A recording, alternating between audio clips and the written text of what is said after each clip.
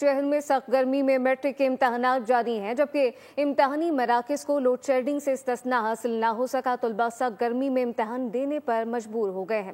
Report کر رہی ہیں مریم حسن۔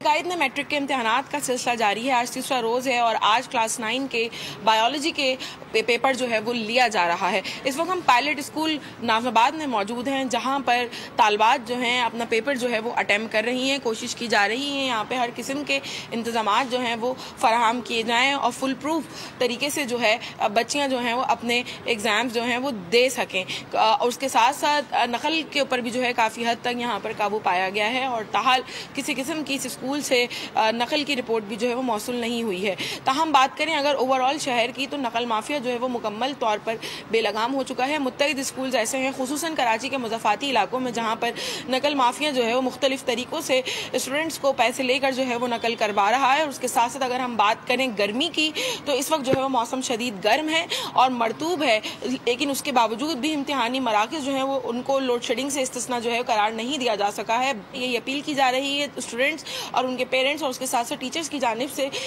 ان تمام امتحانی مراکز کو جو ہے وہ سبسکرائب کریں اور بیل دبائیں تاکہ کوئی خبر رہ نہ جائے۔